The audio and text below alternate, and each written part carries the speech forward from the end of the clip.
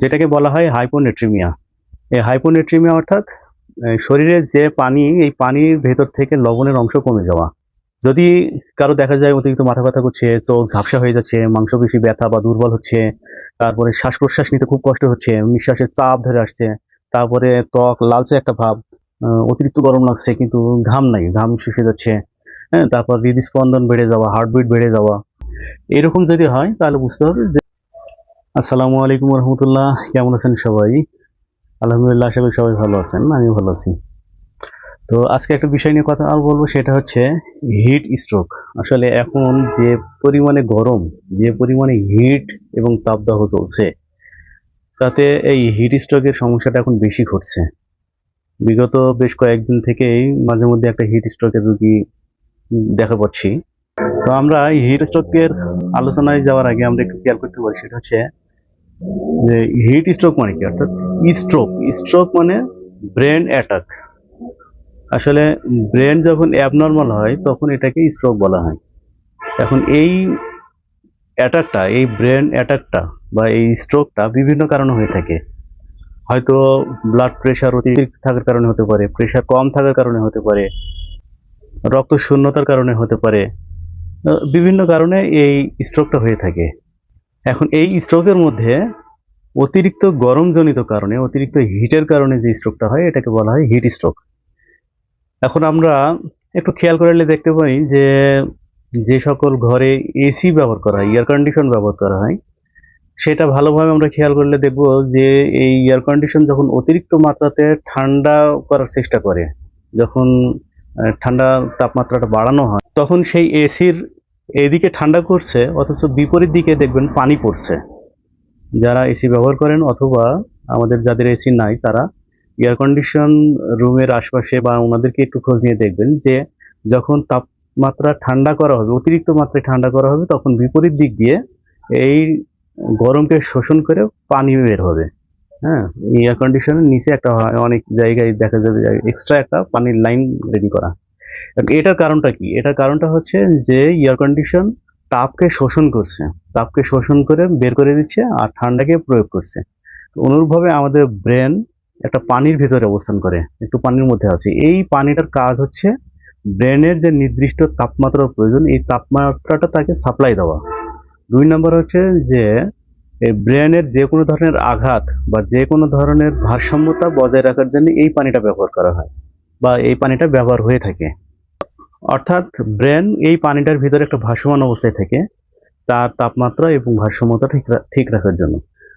তো যখন অতিরিক্ত তাপমাত্রার কারণে এই পানিটা তার নির্দিষ্ট তাপমাত্রার চাইতেও বেশি ঠান্ডা করার চেষ্টা প্রক্রিয়া চালিয়ে যায়, তখন আমাদের শরীর থেকে ঘাম বের হয়। ওই যে এসি এয়ার কন্ডিশনের মতো, এদিকে যখন ঠান্ডা হবে বিপরীত দিয়ে ঘাম বের হবে। আমাদের এই ব্রেনের যে পানিটা যখন ব্রেনকে ঠান্ডা রাখার প্রক্রিয়াটা খুব বেশি করতে থাকবে, তখন শরীর থেকে ঘাম বেরোতে থাকবে। এটা চমৎকার একটা ব্যাপার। যখন পানির এই ঠান্ডা প্রক্রিয়া চলা অবস্থায় এই পানিটা যখন অতিরিক্ত হিট হয়ে যাবে, তখন ব্রেনকে আর ঠিক মতো ঠান্ডা করতে পারবো না। আর ব্রেনকে যখন ঠান্ডা করতে পারবো না, তখন অটোমেটিকলি ব্রেন গরম হয়ে যাবে। তো আমরা উদাহরণ হিসেবে বলতে পারি, আমাদের হাতে ব্যবহৃত যে মোবাইল অথবা কম্পিউটার বা ল্যাপটপ, এগুলো অতিরিক্ত ব্যবহার করার ফলে যখন গরম হয়ে যায়, হিট হয়ে যায়, তখন প্রসেসর যখন হিট হয়ে যায়, তখন এলোমেলো কাজ শুরু হয়ে যায় অথবা হ্যাং হয়ে যায়, বন্ধ হয়ে যায়। তো অনুরূপভাবে আমাদের ব্রেনটাও তাই। কম্পিউটার বা ল্যাপটপের যে প্রসেসর, আমাদের ব্রেনটাও অনুরূপ তাই। আমাদের কাজ কর্ম প্রক্রিয়া যখন অতিরিক্ত হিট হয়ে যাবে করবে এবং ব্রেন ঠিক মতো সাপ্লাই দেবে না, যখন ব্রেনটা এলোমেলো কাজ করে, এই এলোমেলো মুহূর্তটাকে আমাদের বলা হয় হিট স্ট্রোক। এই হিট স্ট্রোক থেকে আমাদের রক্ষা পাওয়ার জন্য সর্বপ্রথমেই বেশি বেশি পানি খেতে হবে। এখন শরীরে একদিকে পানি ঘাম আকারে বের হয়ে যাচ্ছে, আরেকদিকে রোদের যে তাপমাত্রা, এই তাপমাত্রাতে আমাদের শরীরের যে জলীয় বাষ্প, যে পানির অংশ, এগুলো শুষে দিচ্ছে। মানে আমরা একটা ডিহাইড্রেশনে পড়ে যাচ্ছি, পানি শূন্যতা একটা অবস্থার ভিতরে পড়ে যাচ্ছি, যার কারণে আমাদের পানি খেতে হবে বেশি বেশি। যখনই পিপাসা লাগবে তখনই পানি খেতে হবে। পিপাসা অর্থাৎ পিপাসাটা হচ্ছে আমাদের শরীরের পানির চাহিদার একটা জানান, আমাদেরকে জানান দেয় যে আমার শরীরে একটু পানি লাগবে। আর যখনই পিপাসা লাগবে তখনই পানি খেতে হবে, এটা আমাদের অবশ্যই ভালোভাবে মনে রাখতে হবে। তারপরেও স্বাভাবিকের চাইতে একটু পানি খাওয়া বেশি চেষ্টা করতে হবে। তবে তবে অতিরিক্ত শুধু পানি খাওয়া যাবে না, অতিরিক্ত শুধু পানি খেলে পরে লবণ শূন্য দেখা দিবে। যেটাকে বলা হয় হাইপোনেট্রিমিয়া। এই হাইপোনেট্রিমিয়া অর্থাৎ শরীরে যে পানি, এই পানির ভেতর থেকে লবণের অংশ কমে যাওয়া। এখন এই লবণের অংশ যদি কমে যায় তাহলে সেটা আর একটু ক্ষতি হতে পারে, অন্য ধরনের সমস্যা হতে পারে, আমরা সেদিকে যেন না যাই। তবে আমরা যখন পানি খাবো, পানির সাথে একটু লবণ মেশানোর চেষ্টা করব। তবে যাদের কিডনির সমস্যা আছে তারা লবণ খুব বেশি না খাওয়াটাই ভালো। কাঁচা লবণের কারণে কিডনির সমস্যাটা আরো বেশি দেখা দেয়। তো পাশাপাশি আমাদের এই গরমে ঢিলাঢালা এবং সুতা কাপড় পরতে হবে। তবে অতিরিক্ত গাঢ় কাপড় যেন না হয়। অতিরিক্ত গাঢ় কাপড় মানে তাপমাত্রাটা আরো বাড়িয়ে দেয়। যার কারণে আমাদের ঢিলা ঢিলা কাপড় এবং হালকা লাইট কালারের কাপড়। আর সুতা কাপড় এই কারণে যেন আমাদের শরীরে যখন ঘামটা হয়, ঘামটা যেন শুষে নিতে পারে। হ্যাঁ, এই কারণে আমাদেরকে ঢিলা ঢালা কাপড় পরতে হবে। তারপরে আমাদের সবসময় সতর্ক থাকতে হবে, অতিরিক্ত রোদ্রে বা কোনো গরম পরিবেশে আমাদের থাকা যাবে না। যদি অতিরিক্ত রোদ আমাদের শরীরে লাগে তাহলে হিট স্ট্রোক হওয়ার সম্ভাবনা বেশি আছে। অতিরিক্ত গরম কোনো পরিবেশে যদি আমরা থাকি তাহলে পরেও আমাদের হিট স্ট্রোক হওয়ার সম্ভাবনা আছে। তাহলে আমাদেরকে রোদ এবং গরম পরিবেশটা অ্যাভয়েড করতে হবে। চেষ্টা করতে হবে আমাদের সানস্ক্রিন ব্যবহার করার, যদিও এটা একটু ব্যয়বহুল ব্যাপার, যাদের সম্ভব তারাও চেষ্টা করবেন। আর আমাদের একান্তই উচিত বাইরে যখন যাবো একটা ছাতা ব্যবহার করা, যেন রোদটা সরাসরি আমাদের গায়ে না লাগে। যতটুকু সম্ভব আমাদেরকে রোদ এবং গরম অ্যাভয়েড করতে হবে। আচ্ছা, এখন আমরা জেনে নিই হিট স্ট্রোকের লক্ষণ। যদি কারো দেখা যায় অতিরিক্ত মাথা ব্যথা করছে, চোখ ঝাপসা হয়ে যাচ্ছে, মাংসপেশি ব্যথা বা দুর্বল হচ্ছে, তারপরে শ্বাস প্রশ্বাস নিতে খুব কষ্ট হচ্ছে, নিঃশ্বাসের চাপ ধরে আসছে, তারপরে ত্বক লালচে একটা ভাব, ত্বক লালচে হয়ে উঠেছে, একটা লাল লাল একটা ভাব চলে এসেছে। হ্যাঁ, তারপরে গরম লাগলেও ঘাম হচ্ছে না, অতিরিক্ত গরম লাগছে কিন্তু ঘাম নাই, ঘাম শুষে যাচ্ছে। হ্যাঁ, তারপর হৃদস্পন্দন বেড়ে যাওয়া, হার্টবিট বেড়ে যাওয়া, মানে অতিরিক্ত বেড়ে যাওয়া। তারপরে আপনার হাঁটতে কষ্ট হওয়া, হাঁটা চলাফেরা করার সময় সে অ্যানার্জি লেসের মতো পড়ে যাবে। হ্যাঁ, তাকে নিজেকে নিয়ন্ত্রণ করতে পারবে না, ব্যালেন্স হারিয়ে ফেলবে। এরকম যদি হয় তাহলে বুঝতে হবে যে তাকে সে হিট স্ট্রোকে আক্রান্ত হয়েছে। তো এই ধরনের লক্ষণ যখন দেখা দিবে তাৎক্ষণিক আমাদের কিছু কিছু কাজ আমাদের করা দরকার, না হলে বড় ধরনের অ্যাক্সিডেন্ট হতে পারে, এমনকি রোগী মারাও যেতে পারে। তো আমাদের কি করতে হবে যদি এই ধরনের কোনো লক্ষণ চোখে আসে? এরকম আক্রান্ত ব্যক্তিকে আমাদের দ্রুত সম্ভব একটা ঠান্ডা পরিবেশে নেওয়া।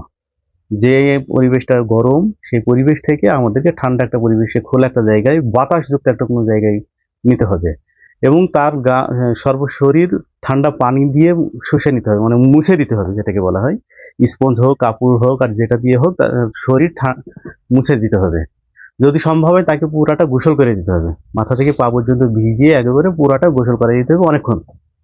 এই ভেজানোর পরে তাকে যত দ্রুত সম্ভব স্যালাইন অথবা লবণ পানি তাকে খাওয়ানোর চেষ্টা করতে হবে, অথবা কোনো শরবত খাওয়াতে হবে। তাকে পানি খাওয়ানোর একটা ব্যবস্থা করতে হবে। সে যতটুকু সম্ভব পানি খেতে পারবে, যেহেতু তার শরীরের ভিতরে পানি শূন্য হয়ে গেছে, যার কারণে তাকে আগে পানি সাপ্লাই দিতে হবে, ঠান্ডা পানি। এখন শুধু সাদা পানি না দিয়ে একটু লবণ মিশ্রিত করে দিতে পারেন, অথবা একটা স্যালাইন দিতে পারেন, অথবা গ্লুকোজ দিতে পারেন, যেটাই দেন, বা ডাবের পানি, ঠান্ডা ডাবের পানি দিতে পারেন। যেটাই দেন তাকে পানি শূন্যতা দূর করতে হবে দ্রুত। পাশাপাশি যত দ্রুত সম্ভব চিকিৎসকের শরণাপন্ন হতে হবে। যদি দেখেন এটা পরিবর্তন হচ্ছে না, আরো খারাপের দিকে যাচ্ছে, তাহলে অবশ্যই চিকিৎসকের পরামর্শ নেবেন এবং এটা ইমার্জেন্সি হসপিটালে নেবেন। প্রাইভেট হসপিটালে অনেক সময় হয় কি যে তাৎক্ষণিক রানিং কোনো ডাক্তার পাওয়া যাচ্ছে না, কারণ প্রত্যেকটা ডাক্তারই তো একটা সার্ভিসের সাথে থাকেন, মানে চাকরিরত অবস্থায় থাকেন। তাদের তো যে কোনো সময় চাকরির দায়িত্ব বা ডিউটি ছেড়ে আপনাকে সার্ভিস দিতে পারবে না। কিন্তু একটা ইমার্জেন্সি হসপিটালে সবসময় একটা ডিউটি ডাক্তার থাকে।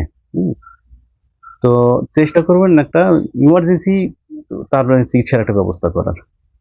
তো এই মোটামুটি আল্লাহ আমাদের সবাইকে এই হিট স্ট্রোক রোগ সহ যাবতীয় রোগ থেকে আমাদেরকে হেফাজত করুক। আল্লাহ আমাদের জন্য সুস্থ রাখেন, ভালো থাকেন, দোয়া করবেন, আমরাও দোয়া করি। আসসালামু আলাইকুম রহমতুল্লাহ।